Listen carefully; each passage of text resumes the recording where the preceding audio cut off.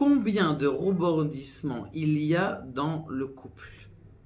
On vit Baruch Hashem avec une femme, des fois ça va bien, des fois ça va mal. Il y a des fois des tensions qui se font. Je parle pas d'un couple normal. Et comment ça se fait que les tensions se font? Des fois c'est à cause des enfants, des fois c'est à cause de n'importe quoi d'autre. Eh bien, il y a un klal, une généralité qui est très importante. De savoir que de savoir deux choses. La première chose, c'est que ton Akadosh Baruch Hu, lorsqu'il a donné la femme, eh bien, il t'a donné une image pour que tu grandisses. Ça veut dire que un homme, en général, pourquoi est-ce qu'il est venu sur Terre? Il est venu pour se parfaire. On a fauté, dans un autre Gilgul, on a eu quelque chose, ou tout simplement, comme il dit le Rav Chaim Vital, quelque chose d'extraordinaire. Il dit le Rav Chaim Vital que plus que les mitzvot, un homme il doit arranger ses façons et son caractère de se comporter. Maintenant, comment est-ce que tu vas changer ton caractère si tu es toute la journée devant ton bureau, tu es tout seul, ou tu n'as pas d'échange avec les autres? Eh bien, tout simplement, c'est grâce à ton miroir. Maintenant, le miroir du nefesh, le miroir de l'âme, le miroir de ton caractère, ça va être ton épouse. Akadosh Baruch Hu nous a donné un cadeau extraordinaire. Pour arriver à notre tikkun, c'est tout simplement d'avoir une âme qui est en face de moi. Cette âme qui est en face de moi, elle va me dire exactement je suis à quel niveau spirituel. Si ça vous arrive, c'est ce qu'il dit d'ailleurs le Rav Shalom Arouche souvent, quand une femme, ta femme, elle vient et elle commence à te crier dessus. Mais vraiment, t'as rien fait. Vous venez pas de parler, elle est venue, c'était comment on appelle ça, le déluge.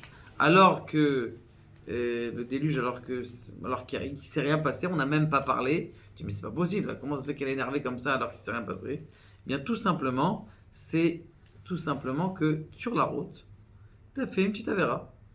Peut-être une grande, on ne sait pas. En tout cas, Baruch Hashem, l'homme, il a la faculté de faire teshuva. Il se met dans un coin.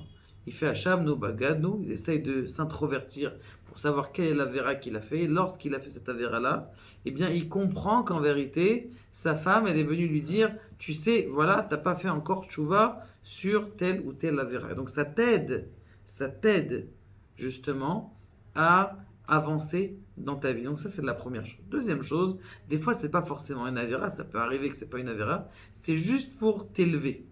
Akadosh Baruch Hu, il a fait ensemble, Dieu, il a fait quelque chose d'extraordinaire, c'est que pour arranger nos midotes, des fois, il y a des petites midotes qu'on doit arranger, une sensibilité. Pour ça qu'Akadosh Baruch Hu, il a fait en sorte que la femme, elle est plus sensible. Pour que toi aussi, tu développes ta sensibilité chez toi. Maintenant, regardez cette histoire qui est très connue, mais qui est très belle. Il y a une fois un monsieur, il vient, d'ailleurs c'est le Rav Lemel qui a fait un livre entier sur ça, je crois qu'il a appelé il a appelé son livre sur cette histoire, un de ses livres sur cette histoire, et une fois un monsieur qui arrive et qui demande de l'argent pour le seder de Pessah. Ah, excusez-moi. Il vient chez le Rav, il dit quoi, Rav, j'ai une question, voilà, on doit faire les 4 verres de vin, j'ai pas de vin à la maison, est-ce que je peux faire sur du lait? Le Rav, il se lève, il avait caniré une caisse de tzedaka, il se met à la tzedaka, et il lui donne un bon montant pour de quoi faire la fête de Pessah. Sa femme, elle se tourne vers lui et dit, comment ça c'est que tu lui as donné une si grande somme? Il t'a demandé du lait, il t'a demandé du vin, alors du vin c'est pas beaucoup de différence, on va dire une bonne bouteille, une bouteille là, qui est buvable, on va dire, c'est 20 shekels, et du lait c'est 5 shekels, donc la différence c'est 15 shekels, donc fallait lui donner que, je sais pas, 4 bouteilles il te faut pour toute la famille, 100 shekels, ça va suffire. Mais là tu lui as donné une grande, je lui ai dit écoute ma femme, regarde, s'il m'a demandé de surfaire du lait, ça veut dire que dans le seder il y a aussi manger, et il y a manger pour la fête, il y a de la viande.